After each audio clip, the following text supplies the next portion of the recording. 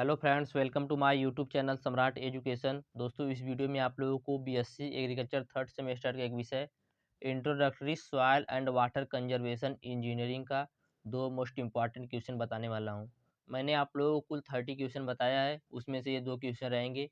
जिसमें पहला क्वेश्चन है कंटूर मेड़बंदी क्या होता है या कंटूर बंडिंग क्या होता है, और दूसरा रहेगा वाटर हार्वेस्टिंग या जल संचयन क्या होता है। यदि आप लोगों को इसका पीडीएफ चाहिए तो डिस्क्रिप्शन में व्हाट्सएप ग्रुप का लिंक और व्हाट्सएप नंबर दिया गया है, मैसेज करके आप लोग इसका पीडीएफ भी ले सकते हैं। तो चलिए स्टार्ट करते हैं। सबसे पहले देखेंगे समुच्चय मेड़ की आवश्यकता कहाँ पर होती है। उसके बाद मैं बताऊंगा समुच्चय मेड़ बनता कैसे है। तो चलिए देखते हैं समुच्चय मेड़ की आवश्यकता कहाँ पे होती है। समुच्चय मेड़ें उन्हीं क्षेत्रों के लिए उपयुक्त और आवश्यक होती हैं जहाँ नमी संरक्षण मुख्य उद्देश्य हो। जहाँ पर नमी का संरक्षण करना मुख्य उद्देश्य हो। औसत वार्षिक वर्षा 750 मिलीमीटर से कम हो। भूमि की गहराई प्रायः 20 सेंटीमीटर से अधिक हो तथा भूमि का गठन हल्का या रेतीला, दोमट और उसमें बड़े बड़े पत्थर आदि के टुकड़े न हो। तो ये जो कंटूर बंडिंग होता है वह उन्हीं क्षेत्रों के लिए आवश्यक होता है, वहीं पर आवश्यकता होती है इसकी जहां नमी का संरक्षण करना मुख्य उद्देश्य हो, जहां पर औसत वार्षिक वर्षा 750 मिलीमीटर से कम हो और भूमि की गहराई प्रायः 20 सेंटीमीटर से अधिक हो तथा भूमि का गठन सॉइल टेक्सचर हल्का या रेतीला, दोमट हो और उसमें बड़े बड़े पत्थर के टुकड़े नहीं होने चाहिए। और देखते हैं, और उस जगह पे भूमि की ढाल प्रवणता 6 से 7% से अधिक नहीं होनी चाहिए। तो फिर से आप लोग बताता हूँ कि जो समुच्चय मेड़ होती है उनकी आवश्यकता कहाँ पर पड़ती है। समुच्चय मेड़ की आवश्यकता वहाँ पर पड़ती है जहाँ पर नमी को संरक्षित करना मुख्य उद्देश्य हो, जहाँ पर वार्षिक वर्षा 750 मिलीमीटर से कम हो, जहाँ पे भूमि की गहराई 20 सेंटीमीटर से अधिक हो और भूमि का गठन हल्का हो और रेतीला दोमट सी मिट्टी से बना हो और उसमें बड़े बड़े कंकड़ के टुकड़े पत्थर नहीं पाए जाएं। अगला पॉइंट, भूमि की ढाल प्रवणता 6 से 7% से अधिक न हो, तो वहीं पर इसकी प्रयोग की जाती है। अब देखेंगे डिजाइन ऑफ कंटूर बंडिंग, समुच्चय मेड़ों का अभिकल्पन। हमें उसकी किस प्रकार डिजाइन में क्या क्या देखा जाता है, समुच्चय मेड़ की डिजाइन में क्या क्या देखा जाता है। तो पहला, भूमि की ढाल प्रवणता देखी जाती है, भूमि की ढाल प्रवणता। अगला है अंतरण, उसके बाद मेड़ की आकृति व आकार कैसी है। अगला मेड़ की ऊंचाई। अगला पॉइंट, मेड़ों का तिरछा काट क्षेत्रफल। अगला है आधार की चौड़ाई। अगला है पार्श्व ढाल। उसके बाद है शीर्ष की चौड़ाई। उसके बाद है उसके बाद दोस्तों हम आप लोगों को बताएंगे मेड़ों पर घासों का स्थापन। मेड़ों पर कौन कौन सी घास लगाई जाती है और घास किस लिए लगाई जाती है, क्योंकि बारिश का पानी जब सीधे मेड़ों पर पड़े तो मेड़ों का जो मिट्टी है वो बहे न। क्योंकि दोस्तों जो कंटूर मेड़बंदी है ये मिट्टी को ही बचाता है। एक साल में दोस्तों लगभग 1 हेक्टेयर क्षेत्र में 25 टन से 162 टन मिट्टी की दोस्तों संरक्षित करता है या रक्षा करता है। कौन? कंटूर मेड़बंदी। अब देखते हैं मेड़ों पर घास क्यों लगाया जाता है, कौन कौन सी घास लगाई जाती है मेड़ों पर। तो पहला है दूब घास, दूसरा पैरा घास, गिन्नी घास, स्टार घास, अंजन घास, भावर घास, नेपियर घास, डैलिस घास, बफैलो घास आदि। दोस्तों इतनी सभी घासें कहाँ पर लगाई जाती हैं? कंटूर मेड़ों पर।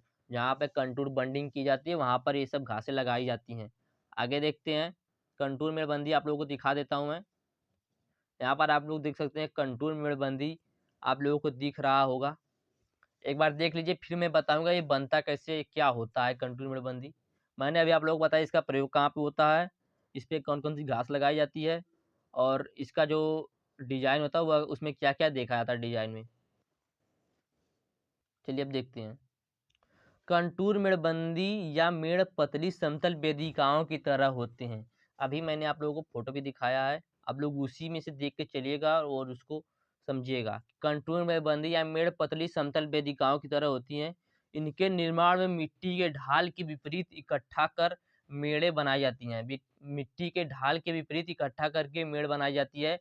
इस प्रकार एक कंटूर मेड़ क्षेत्र को कई पट्टियों में बांध देते हैं जो अपधावन में रुकावट पैदा करती है। कभी कभी बिना कंटूर के भी मेड़ खेते के चारों ओर बनाए जाते हैं। इस प्रकार की मेड़ों की परिधि बांध भी कहा जाता है। इस प्रकार के मेड़ों की परिधि बांध भी कहा जाता है। जो जल एवं वायु से मृदा क्षरण को रोकने के साथ साथ खेतों को बाड़े से घेरने का भी काम करते हैं। इन मेड़ों पर प्रायः खेती नहीं की जाती है। जो कंटूर मेड़ होते हैं, कंटूर बंडिंग होते हैं, उन पर खेती नहीं की जाती है और लगभग 4 से 5% भूमि इनके निर्माण में प्रयोग में लाई जाती है। 4 से 5% भूमि इनके निर्माण के प्रयोग में लाई जाती है। इस प्रकार के बाद अधिकांशतः भारतवर्ष में महाराष्ट्र, गुजरात, तमिलनाडु, कर्नाटक तथा आंध्र प्रदेश में बनाए जाते हैं। दोस्तों 1 नंबर में क्वेश्चन पूछ सकता है, तो आप लोग नोट कर लीजिएगा। पूछेगा कि कंटूर मेड़बंदी कहाँ-कहाँ पर की जाती है? 2-3 राज्यों का नाम बताइए, तो आप लोग याद कर लीजिए महाराष्ट्र, गुजरात, तमिलनाडु, कर्नाटक, आंध्र प्रदेश। आगे देखते हैं, महाराष्ट्र में एक अध्ययन में यह बतलाया गया कि इस प्रकार की कंटूर मेड़ों से लगभग प्रति हेक्टेयर, अभी मैंने आप लोगों को बताया भी था, प्रति हेक्टेयर 25 से 165 टन मिट्टी की रक्षा 1 साल में होती है या 1 वर्ष में होती है। आगे देखते हैं, भूमि संरक्षण के अतिरिक्त ये मेड़ पृष्ठीय जल स्त्रवण को बढ़ाकर भूमि में नमी संचय करने की क्षमता को भी बढ़ाते हैं। भूमि के अतिरिक्त ये मेड़ पृष्ठीय जल अंतः स्त्रवण को बढ़ाकर भूमि में नमी संचय करने की क्षमता को भी बढ़ाते हैं। कौन? कंटूर मेड़बंदी या कंटूर बंडी। अगला, भारतवर्ष में इस मेड़ों के प्रकार भारतवर्ष में इन मेड़ों के निर्माण के लिए कोई विशेष नियम नहीं है। जो कंटूर बंडिंग होता है, इनके निर्माण के लिए कोई विशेष नियम नहीं है। इनका निर्माण क्षेत्र में प्रचलन, भूमि प्रकार इत्यादि के आधार पर बनाया जाता है। महाराष्ट्र में हल्की, मध्यम एवं मध्यम गहरी भूमियों में कंटूर बांधों का निर्माण बहुत सफल रहा। महाराष्ट्र में हल्की, मध्यम एवं मध्यम गहरी भूमि में कंटूर बांधों का निर्माण बहुत सफल रहा। इससे आप लोगों को ये पता चल रहा होगा कि इससे ज़्यादा गहराई की भी आवश्यकता नहीं होती है। लेकिन गहरी काली भूमियों में इनसे कोई लाभ नहीं प्राप्त हुआ, क्योंकि गर्मियों में इनमें दरारें पड़ जाती हैं। इस प्रकार बहुत हल्की भूमियाँ जो 7.5 सेंटीमीटर से भी कम गहरी होती है, कंटूर मेड़बंदी वहाँ पर प्रयोग नहीं हो पाएगी, कंटूर मेड़बंदी का वहाँ पर उपयोग नहीं होता है। एक बार फिर से आप लोगों को मैं दिखा देता हूँ कंटूर मेड़बंदी क्या होती है, कैसी होती है। देखिए आप लोग यहाँ पर, मैंने आप लोगों को बताया कंटूर मेड़बंदी या मेड़ पतली समतल वेदिकाओं की तरह होते हैं। तो यहाँ पर देख सकते हैं, मेड़ जो है पतली समतल वेदिकाओं की तरह आप लोगों को दिख रहा होगा। इनके निर्माण में मिट्टी के ढाल के विपरीत इकट्ठा कर मेड़े बनाई जाती हैं। इनको देख सकते हैं आप लोग, मिट्टी का ढाल दोस्तों इधर है और मेड़े इस प्रकार बनाई गई हैं। तो यही इसमें बताया गया है। इस प्रकार एक कंटूर मेड़ क्षेत्र के कई पट्टियों में बाँध देती हैं। तो आप लोग देख सकते हैं, यह कई क्षेत्रों में पट्टियों को बाँध भी देते हैं। ये मेरे जो पट्टियों में बाँध देती है, क्या करते हैं, ये अवधावन में रुकावट का कार्य करते हैं। और कभी-कभी क्या होता है, बिना कंटूर मेड़ के ही, कभी-कभी बिना कंटूर मेड़ के प्रयोग के खेत के चारों ओर जब मेड़ बना दी जाती है, तो उसी को परिधि बाँध कहा जाता है, उसी को परिधि मेड़ कहा जाता है, जो जल एवं वायु से मृदा क्षरण को रोकने के साथ-साथ खेतों को बाढ़ से घेरने का भी काम करता है। तो इन मेड़ों पर खेती नहीं होती है और लगभग 4 से 5% भूमि इनके निर्माण के प्रयोग में जाती है। तो दोस्तों ये आपका कंट्रोल बंडिंग आप लोगों को समझ में आ गया होगा। अब मैं आप लोगों को बताऊंगा वाटर हार्वेस्टिंग या जल संचयन क्या होता है। जब वर्षा ऋतु में अधिक वर्षा होती है, तो अत्यधिक जल जो भूमि में बहने लगता है, उसे एकत्रित करना तथा एकत्रित जल को वाष्पीकरण एवं निस्पंदन की हानियों से बचाकर फसलों उत्पादन के उपयोग में लेना ही वाटर हार्वेस्टिंग कहलाता है। जब वर्षा अधिक होती है, तो अतिरिक्त जल जो भूमि में बहने लगता है, उसे एकत्रित करना तथा एकत्रित जल को कृषि में प्रयोग लाना ही वाटर हार्वेस्टिंग कहलाता है। आप लोग इसे ऐसे भी कह सकते हैं, या तो कह सकते हैं water harvesting to denote the collection and storage of any farm water either run off or creek flow of irrigation use. जब वर्षा ऋतु में अधिक वर्षा होती है, तो अतिरिक्त जल जो भूमि में बहने लगता है, उसे एकत्रित करना तथा एकत्रित जल को वाष्पीकरण और निस्पंदन की हानियों से बचाकर फसलों उत्पादन में या कृषि में प्रयोग लाना वाटर हार्वेस्टिंग कहलाता है। तो इस प्रकार के एकत्रित पानी का उपयोग शुष्क मौसम में तब किया जाता है जब फसलों की सिंचाई की आवश्यकता होती है। वाटर हार्वेस्टिंग में समझिए दोस्तों, आप लोग जैसे अपने खेत में किसी फसल का हार्वेस्टिंग करते हो, तो उसे अपने घर में लेकर जाके स्टोर करके रख देते हैं। जब आपको उसकी बुआई करनी होती है, तो आप उससे बुआई कर लेते हैं। आपको खाना होता है, तो उसी में से आप यूज करते हैं और खाते हैं, और उसमें से आप बेचते भी हैं। तो यही यहाँ पर भी दोस्तों आप लोग समझिए, हार्वेस्टिंग का मतलब है कटाई करना या संचयन करना। इसमें संचयन प्रयोग किया गया है। हार्वेस्टिंग का मतलब संचयन, मतलब संचित करना, इकट्ठा करना। जैसे दोस्तों बारिश का पानी बह रहा है, आप लोग नदियों, तालाबों में इसे संचित करना, इकट्ठा कर रहे हैं। तो इकट्ठा हो गया, यदि इकट्ठा करने के लिए आपको जगह की कमी हो रही है, तो आप लोग उसका क्षेत्रफल बढ़ा सकते हैं, उसकी गहराई बढ़ा सकते हैं। और पानी भर जाने के बाद आप लोग इसको तैरने वाले कुछ किसी पदार्थ से इस प्रकार ऐसा फैला दें कि इसमें वाष्प ज़्यादा, इसमें मतलब जो वाष्प होता है दोस्तों, वह बहुत कम हो, क्योंकि पानी उड़े ना, क्योंकि वाटर हार्वेस्ट जो किया जाता है, इसका प्रयोग शुष्क मौसम में किया जाता है। अब देखते हैं इसका प्रयोग कब किया जाता है। इस प्रकार से एकत्रित पानी का उपयोग शुष्क मौसम में तब किया जाता है जब फसलों की सिंचाई की आवश्यकता होती है। इस विधि में पानी प्राकृतिक निचले क्षेत्रों तथा तालाबों में एकत्रित किया जाता है। आवश्यकता अनुसार ऐसे तालाबों का क्षेत्रफल एवं गहराई बढ़ाई जा सकती है। तालाबों में एकत्रित जल की वाष्पीकरण से होने वाली जल हानि को क्षेत्रों में उपलब्ध पानी पर तैरने वाले पदार्थों का उपयोग करके करना चाहिए। जैसे आप अपने क्षेत्र में देखेंगे पानी के ऊपर कौन सा क्या तैर रहा है, उसको लाके पानी में फैला देंगे। उससे क्या होगा, वाष्प बहुत कम होगा, वाष्पोत्सर्जन कम होगा, तो पानी आपका ज़्यादा उड़ेगा नहीं, उससे आपका पानी स्टोर ही रहेगा। तो यही बताया गया कि एकत्रित जल वाष्पीकरण से होने वाली जल की हानि को क्षेत्रों में उपलब्ध पानी पर तैरने वाले पदार्थों का उपयोग करके करना चाहिए, ताकि जल एवं वायुमंडल का संपर्क टूट जाए और वाष्पीकरण की क्रिया कम से कम होने पाए।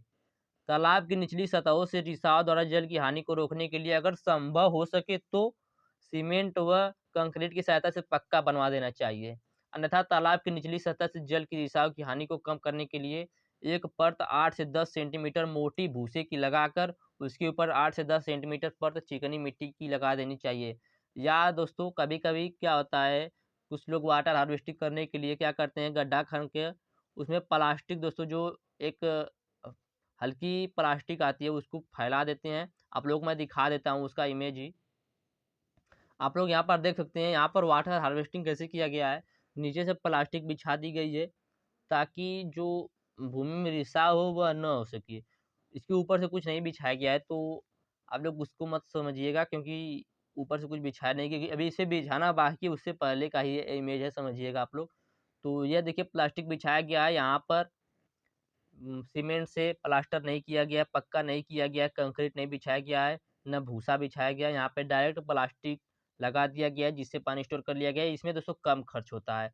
प्लास्टिक बहुत मतलब कम कॉस्ट की आती है, इसीलिए इसमें कम खर्चा भी होता है। तो फिर से देख लेते हैं एक बार वाटर हार्वेस्टिंग क्या होता है।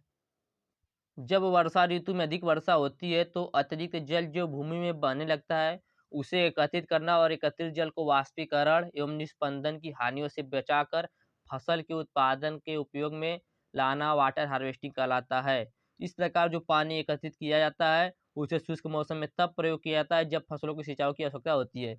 इस विधि में पानी प्राकृतिक निचले क्षेत्रों तथा तालाबों में एकत्रित एकत्रित किया जाता है। आवश्यकता अनुसार ऐसे तालाबों का क्षेत्रफल एवं गहराई बढ़ाई जा सकती है। तालाबों में एकत्रित जल की वाष्पीकरण से होने वाली जल की हानि को क्षेत्रों में उपलब्ध पानी पर तैरने वाले पदार्थों का उपयोग करके करना चाहिए, ताकि जल एवं वायुमंडल का संपर्क टूट जाए और वाष्पीकरण की क्रिया कम से कम हो पाए। तालाब की निचली सतह से रिसाव द्वारा जल की हानि को रोकने के लिए अगर संभव हो सके तो निचली सतह निचली सतह को सीमेंट व कंक्रीट की सहायता से पक्का बनवा देना चाहिए। अन्यथा तालाब की निचली सतह से जल की रिसाव की हानि को कम करने के लिए एक 8 से 10 सेंटीमीटर भूसे की परत लगाकर उसके ऊपर से 8 से 10 सेंटीमीटर चिकनी मिट्टी की मोटी परत लगा देनी चाहिए। अब देखेंगे इन सीटू जल कटाई, इन सीटू वाटर हार्वेस्टिंग। यह क्या होता है, ये होता है दोस्तों खेतों में ही पानी को स्टोर कर देना, जल को स्टोर कर देना या हार्वेस्ट कर लेना ही इन सीटू जल कटाई या इन सीटू वाटर हार्वेस्टिंग कहलाता है। खेत में ही कुछ ऐसी प्रविधियां अपनाना जिससे वर्षा तथा अपधावन जल की अधिकाधिक मात्रा खेत में ही संचित कर ली जाए, इन्हें सीटू जल कटाई कहा जाता है। जैसे कैसे खेत में स्टोर किया जा सकता है, खेतों में मेड़बंदी करके। आप अपने खेत में मेड़बंदी कर देंगे तो पानी जो है आपके खेतों में ही स्टोर हो जाएगा। अगला, खेतों की जुताई ढाल के विपरीत दिशा में करके। खेतों की जुताई जिधर आपका ढलान है, आपका ढलान इधर है तो आप खेत की जुताई इधर करिए। तो इससे भी आप अपने खेत में पानी को स्टोर कर सकते हैं, वाटर हार्वेस्ट कर सकते हैं। अगला है फसल अवशेष का अधिकाधिक उपयोग करके आप पानी को हार्वेस्ट कर सकते हैं, जल को हार्वेस्ट कर सकते हैं। अगला, गर्मी की गहरी जुताई करके। अगला, पतवार का उपयोग करके।